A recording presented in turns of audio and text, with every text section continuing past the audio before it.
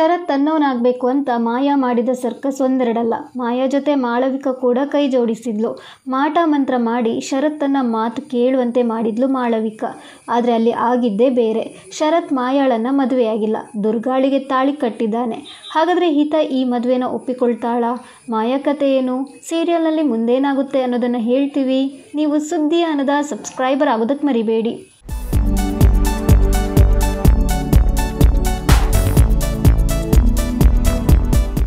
ನಾನಿನ ಬಿಡಲಾರೆ ಧಾರಾವಾಹಿ ವಿಭಿನ್ನ ಕಥೆಯನ್ನು ಹೊಂದಿದೆ. ಅಲ್ಲದೆ ಈ ಸೀರಿಯಲ್ ಮೇಕಿಂಗ್ನಿಂದಲೇ ಪ್ರಾರಂಭದ ದಿನಗಳಿಂದಲೂ ಹೆಚ್ಚು ಫೇಮಸ್ ಆಗಿದೆ.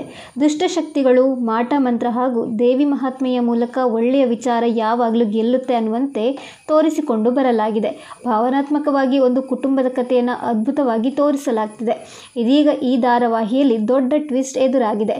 ಇದೀಗ ಶರತ್ ದುರ್ಗಾಳಿಗೆ ತಾಳಿ ಕಟ್ಟಿದ್ದಾನೆ.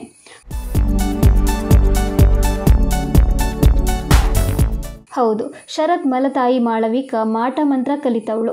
ಆಕೆ ತನ್ನ ಶಕ್ತಿಯನ್ನು ಹೆಚ್ಚಿಸಿಕೊಳ್ಳಲು 3 ಬಲಿ ಕೊಡಲು ನಿರ್ಧರಿಸಿದ್ಲು. ಈಗಾಗಲೇ ಆಕೆ ಅಂಬಿಕಾಳನ್ನು ಬಲಿ ಪಡೆದಿದ್ಲು. ಈಗ ಶರತ್ ಹಾಗೂ ಮಾಯಾ ಮದುವೆ ಮಾಡಿ ಆತ್ಮವಾಗಿ ಓಡಾಡ್ತಿರುವ ಅಂಬಿಕಾಳ ಶಕ್ತಿ ಕಡಿಮೆ ಮಾಡಬೇಕು ಅಂತ ಅಂದ್ಕೊಂಡಿದ್ಲು. ಇದೀಗ ಈ ಕಾರಣಕ್ಕೆ ಮಾಳವಿಕಾ ಮಾಯಾ ಹಾಗೂ ಶರತ್ ಮದುವೆ ಮಾಡಿಸಲು ಮುಂದಾಗಿದ್ಲು. ಆದರೆ ಈ ಮದುವೆ ಶರತ್ಗೆ ಇಷ್ಟ ಇರಲಿಲ್ಲ. ಹಿತಾಗೆ ತಾಯಿ ಪ್ರೀತಿ ಬೇಕು ಅಂತ ಹೇಳಿ ಮಾಳವಿಕಾ ಈ ಮದುವೆಗೆ ಒಪ್ಪಿಸಿದ್ಲು. ಆದರೆ ದುರ್ಗಾ ಹೇಳಿದ ಮಾತು ಶರತ್ ಮನಸ್ಸಿನ ಮೇಲೆ ಸಾಕಷ್ಟು ಪ್ರಭಾವ ಬೀರಿತ್ತು. ಅಂಬಿಕಾಳೆ ಎಲ್ಲವನ್ನ ಹೇಳಿದಂತೆ ಇತ್ತು. ಈ ಕಾರಣದಿಂದಲೇ ಅವನು ಮದುವೆ ಆಗೋದಿಲ್ಲ ಅಂತ ಹೇಳಿದ್ದ. ಆದರೆ ಮಾಳವಿಕಾ ಆತನಿಗೆ ತನ್ನ ಶಕ್ತಿಯಿಂದ ವಶೀಕರಣ ಮಾಡಿದ್ದಾಳೆ. ಬೇಕು, ತಾಳಿ ಕಟ್ಟಬೇಕು ಎಂದು ಹೇಳಿದ್ದಾಳೆ. ಆತ ಹಾಗೆಯೇ ಮಾಡಿದ್ದಾನೆ. ಅಲ್ಲಿ ಮಾಯಾ ಬದಲು ದುರ್ಗಾ ಕೂತಿದ್ದಾಳೆ. ದುರ್ಗಾಳಿಗೆ ಶರತ್ ತಾಳಿ ಕಟ್ಟಿದ್ದಾನೆ.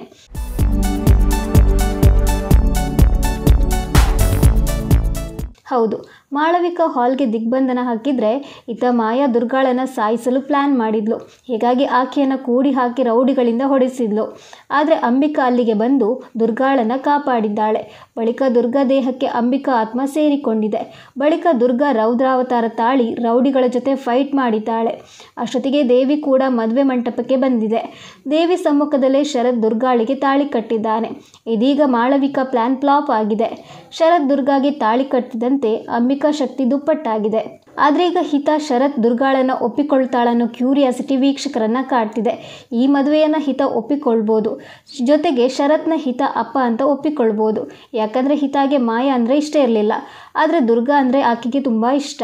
ಹೀಗಾಗಿ ಆಕೆ ಖುಷಿ ಪಡೋದು ಗ್ಯಾರಂಟಿ. ಸೊ ಈ ಬಗ್ಗೆ ನಿಮಗೆ ಏನನ್ನಿಸ್ತಿದೆ ಅಂತ ಕಾಮೆಂಟ್ ಮಾಡಿ. ನಮಸ್ಕಾರ.